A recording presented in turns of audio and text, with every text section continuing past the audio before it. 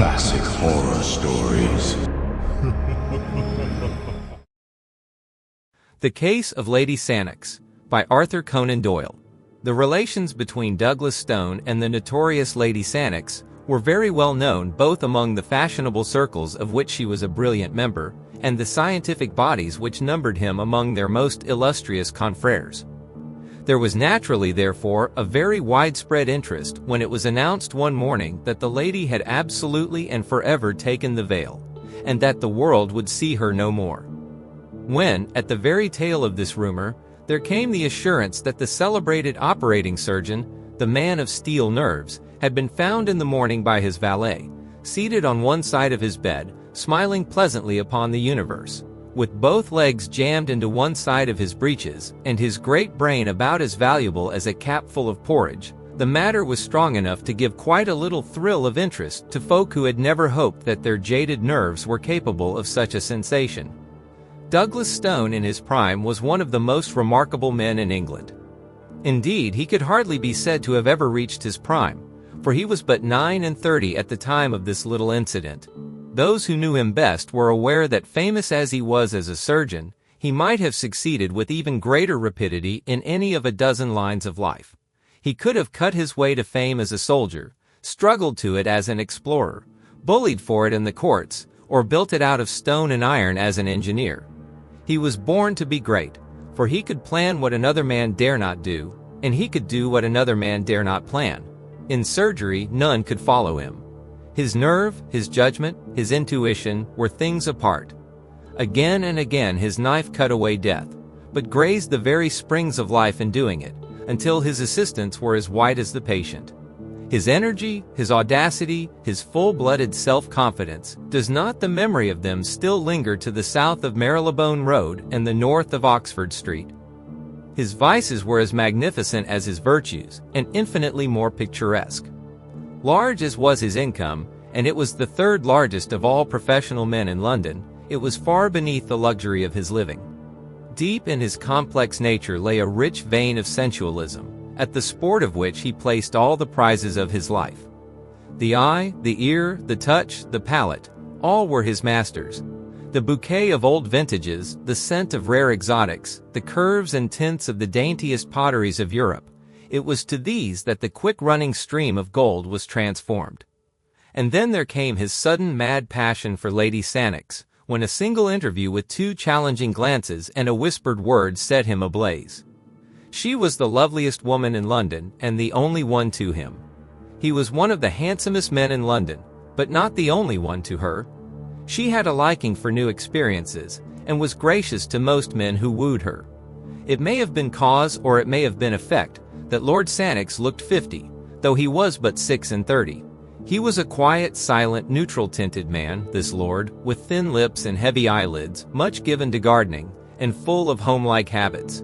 He had at one time been fond of acting, had even rented a theater in London, and on its boards had first seen Miss Marian Dawson, to whom he had offered his hand, his title, and the third of a county. Since his marriage, his early hobby had become distasteful to him. Even in private theatricals, it was no longer possible to persuade him to exercise the talent which he had often showed that he possessed. He was happier with a spud and a watering can among his orchids and chrysanthemums. It was quite an interesting problem whether he was absolutely devoid of sense or miserably wanting in spirit. Did he know his lady's ways and condone them, or was he a mere blind, doting fool? It was a point to be discussed over the teacups in snug little drawing rooms, or with the aid of a cigar in the bow windows of clubs. Bitter and plain were the comments among men upon his conduct. There was but one who had a good word to say for him, and he was the most silent member in the smoking room. He had seen him break in a horse at the university, and it seemed to have left an impression upon his mind. But when Douglas Stone became the favorite, all doubts as to Lord Sannox's knowledge or ignorance were set forever at rest. There was no subterfuge about Stone. In his high-handed, impetuous fashion, he set all caution and discretion at defiance. The scandal became notorious. A learned body intimated that his name had been struck from the list of its vice-presidents. 2 friends implored him to consider his professional credit. He cursed them all 3, and spent 40 guineas on a bangle to take with him to the lady. He was at her house every evening, and she drove in his carriage in the afternoons. There was not an attempt on either side to conceal their relations, but there came at last a little incident to interrupt them. It was a dismal winter's night, very cold and gusty, with the wind whooping in the chimneys and blustering against the window panes. A thin spatter of rain tinkled on the glass with each fresh sough of the gale, drowning for the instant the dull gurgle and drip from the eaves.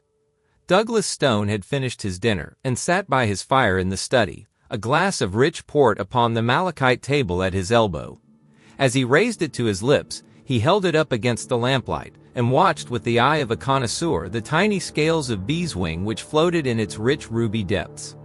The fire, as it spurted up, threw fitful lights upon his bald, clear-cut face, with its widely opened gray eyes, its thick and yet firm lips, and the deep, square jaw which had something Roman in its strength and its animalism. He smiled from time to time as he nestled back in his luxurious chair. Indeed, he had a right to feel well pleased, for, against the advice of 6 colleagues, he had performed an operation that day of which only 2 cases were on record, and the result had been brilliant beyond all expectation. No other man in London would have had the daring to plan or the skill to execute such a heroic measure. But he had promised Lady Sannox to see her that evening, and it was already 8:30. His hand was outstretched to the bell to order the carriage when he heard the dull thud of the knocker. An instant later there was the shuffling of feet in the hall, and the sharp closing of a door. "A patient to see you, sir, in the consulting room," said the butler. "About himself?" "No, sir, I think he wants you to go out." "It is too late," cried Douglas Stone peevishly. "I won't go. This is his card, sir." The butler presented it upon the gold salver which had been given to his master by the wife of a prime minister. "Hamil Ali, Smyrna." The fellow is a Turk, I suppose?" "Yes, sir. He seems as if he came from abroad, sir, and he's in a terrible way." "Tut tut. I have an engagement. I must go somewhere else. But I'll see him." "Show him in here, Pym." A few moments later the butler swung open the door and ushered in a small and decrepit man, who walked with a bent back and with the forward push of the face and blink of the eyes which goes with extreme short sight. His face was swarthy, and his hair and beard of the deepest black. In one hand he held a turban of white muslin striped with red, in the other a small chamois leather bag. "Good evening," said Douglas Stone when the butler had closed the door. "You speak English, I presume?" "Yes, sir. I am from Asia Minor, but I speak English when I speak slow. You wanted me to go out, I understand?" "Yes, sir. I wanted very much that you should see my wife. I could come in the morning, but I have an engagement which prevents me from seeing your wife tonight." The Turk's answer was a singular one. He pulled the string which closed the mouth of the chamois leather bag, and poured a flood of gold onto the table. "There are £100 there," said he, "and I promise you that it will not take you an hour. I have a cab ready at the door." Douglas Stone glanced at his watch. An hour would not make it too late to visit Lady Sannox. He had been there later, and the fee was an extraordinarily high one. He had been pressed by his creditors lately, and he could not afford to let such a chance pass. He would go. "What is the case?" he asked. "Oh, it is so sad a one, so sad a one. You have not perhaps heard of the daggers of the Almohades?" "Never." "Ah, they are Eastern daggers of a great age and of a singular shape, with the hilt like what you call a stirrup. I am a curiosity dealer, you understand, and that is why I have come to England from Smyrna. But next week I go back once more. Many things I brought with me, and I have a few things left, but among them, to my sorrow, is one of these daggers."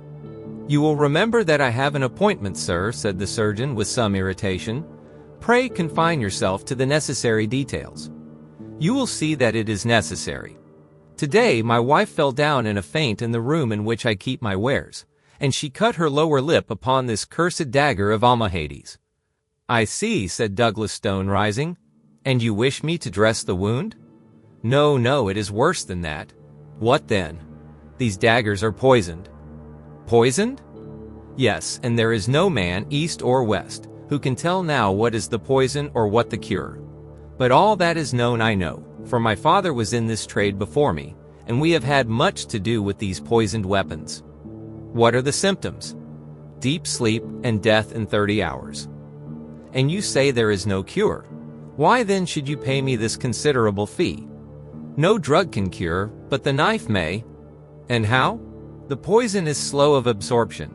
It remains for hours in the wound. Washing then might cleanse it? No more than in a snake bite. It is too subtle and too deadly. Excision of the wound then? That is it. If it be on the finger, take the finger off. So said my father always. But think of where this wound is, and that it is my wife. It is dreadful. But familiarity with such grim matters may take the finer edge from a man's sympathy. To Douglas Stone this was already an interesting case, and he brushed aside as irrelevant the feeble objections of the husband. It appears to be that or nothing, said he brusquely. It is better to lose a lip than a life. Ah yes, I know that you are right. Well, well, it is kismet, and it must be faced. I have the cab, and you will come with me and do this thing. Douglas Stone took his case of bistouries from a drawer, and placed it with a roll of bandage and a compress of lint in his pocket. He must waste no more time if he were to see Lady Sannox. I am ready, said he, pulling on his overcoat. Will you take a glass of wine before you go out into this cold air? His visitor shrank away with a protesting hand upraised. You forget that I am a Mussulman, and a true follower of the Prophet, said he. But tell me, what is the bottle of green glass which you have placed in your pocket? It is chloroform. Ah, that also is forbidden to us. It is a spirit, and we make no use of such things. What? You would allow your wife to go through an operation without an anesthetic? Ah, she will feel nothing, poor soul. The deep sleep has already come on, which is the first working of the poison. And then I have given her of our Smyrna opium. Come, sir, for already an hour has passed. As they stepped out into the darkness, a sheet of rain was driven in upon their faces, and the hall lamp, which dangled from the arm of a marble caryatid, went out with a fluff. Pym, the butler, pushed the heavy door to, straining hard with his shoulder against the wind, while the two men groped their way towards the yellow glare which showed where the cab was waiting. An instant later they were rattling upon their journey. Is it far? Asked Douglas Stone. Oh no, we have a very little quiet place off the Euston Road. The surgeon pressed the spring of his repeater and listened to the little tings which told him the hour. It was 9:15. He calculated the distances, and the short time which it would take him to perform so trivial an operation. He ought to reach Lady Sannox by 10 o'clock. Through the fogged windows he saw the blurred gas lamps dancing past, with occasionally the broader glare of a shop front. The rain was pelting and rattling upon the leathern top of the carriage, and the wheels swashed as they rolled through puddle and mud. Opposite to him, the white headgear of his companion gleamed faintly through the obscurity. The surgeon felt in his pockets and arranged his needles, his ligatures, and his safety pins, that no time might be wasted when they arrived. He chafed with impatience and drummed his foot upon the floor. But the cab slowed down at last and pulled up. In an instant Douglas Stone was out, and the Smyrna merchant's toe was at his very heel. You can wait, said he to the driver. It was a mean-looking house in a narrow and sordid street.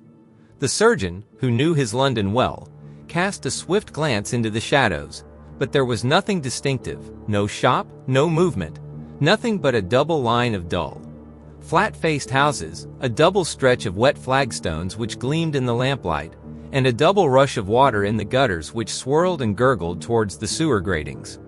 The door which faced them was blotched and discolored, and a faint light in the fan pane above. It served to show the dust and the grime which covered it. Above, in one of the bedroom windows, there was a dull yellow glimmer. The merchant knocked loudly, and, as he turned his dark face towards the light, Douglas Stone could see that it was contracted with anxiety. A bolt was drawn, and an elderly woman with a taper stood in the doorway, shielding the thin flame with her gnarled hand. Is all well? Gasped the merchant. She is as you left her, sir. She has not spoken? No, she is in a deep sleep. The merchant closed the door, and Douglas Stone walked down the narrow passage, glancing about him in some surprise as he did so. There was no oilcloth, no mat, no hat rack. Deep gray dust and heavy festoons of cobwebs met his eyes everywhere. Following the old woman up the winding stair, his firm footfall echoed harshly through the silent house. There was no carpet. The bedroom was on the second landing. Douglas Stone followed the old nurse into it, with the merchant at his heels. Here at least there was furniture and to spare. The floor was littered and the corners piled with Turkish cabinets, inlaid tables, coats of chain mail, strange pipes, and grotesque weapons. A single small lamp stood upon a bracket on the wall. Douglas Stone took it down, and picking his way among the lumber, walked over to a couch in the corner, on which lay a woman dressed in the Turkish fashion, with yashmak and veil. The lower part of the face was exposed, and the surgeon saw a jagged cut which zigzagged along the border of the under lip. "You will forgive the yashmak," said the Turk. "You know our views about women in the East." But the surgeon was not thinking about the yashmak. This was no longer a woman to him. It was a case. He stooped and examined the wound carefully. "There are no signs of irritation," said he. "We might delay the operation until local symptoms develop." The husband wrung his hands in uncontrollable agitation. "Oh, sir, sir," he cried, "do not trifle. You do not know. It is deadly." "I know, and I give you my assurance that an operation is absolutely necessary. Only the knife can save her." "And yet I am inclined to wait," said Douglas Stone. "That is enough," the Turk cried angrily. "Every minute is of importance, and I cannot stand here and see my wife allowed to sink. It only remains for me to give you my thanks for having come, and to call in some other surgeon before it is too late." Douglas Stone hesitated. To refund that £100 was no pleasant matter. But of course if he left the case he must return the money. And if the Turk were right and the woman died, his position before a coroner might be an embarrassing one. "You have had personal experience of this poison?" he asked. "I have. And you assure me that an operation is needful?" "I swear it by all that I hold sacred. The disfigurement will be frightful. I can understand that the mouth will not be a pretty one to kiss." Douglas Stone turned fiercely upon the man. The speech was a brutal one. But the Turk has his own fashion of talk and of thought, and there was no time for wrangling. Douglas Stone drew a bistoury from his case, opened it and felt the keen straight edge with his forefinger. Then he held the lamp closer to the bed. Two dark eyes were gazing up at him through the slit in the yashmak. They were all iris, and the pupil was hardly to be seen. "You have given her a very heavy dose of opium." "Yes, she has had a good dose." He glanced again at the dark eyes which looked straight at his own. They were dull and lusterless, but even as he gazed, a little shifting sparkle came into them, and the lips quivered. "She is not absolutely unconscious," said he. "Would it not be well to use the knife while it will be painless?" The same thought had crossed the surgeon's mind. He grasped the wounded lip with his forceps, and with two swift cuts, he took out a broad V-shaped piece. The woman sprang up on the couch with a dreadful gurgling scream. Her covering was torn from her face. It was a face that he knew. In spite of that protruding upper lip and that slobber of blood, it was a face that he knew. She kept on putting her hand up to the gap and screaming. Douglas Stone sat down at the foot of the couch with his knife and his forceps. The room was whirling round, and he had felt something go like a ripping seam behind his ear. A bystander would have said that his face was the more ghastly of the two. As in a dream, or as if he had been looking at something at the play, he was conscious that the Turk's hair and beard lay upon the table, and that Lord Sannox was leaning against the wall with his hand to his side, laughing silently. The screams had died away now, and the dreadful head had dropped back again upon the pillow. But Douglas Stone still sat motionless, and Lord Sannox still chuckled quietly to himself. "It was really very necessary for Marion, this operation," said he. "Not physically, but morally, you know, morally." Douglas Stone stooped for yards and began to play with the fringe of the coverlet. His knife tinkled down upon the ground, but he still held the forceps and something more. "I had long intended to make a little example," said Lord Sannox suavely. "Your note of Wednesday miscarried, and I have it here in my pocketbook. I took some pains in carrying out my idea.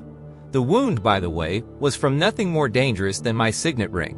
He glanced keenly at his silent companion, and cocked the small revolver which he held in his coat pocket. But Douglas Stone was still picking at the coverlet.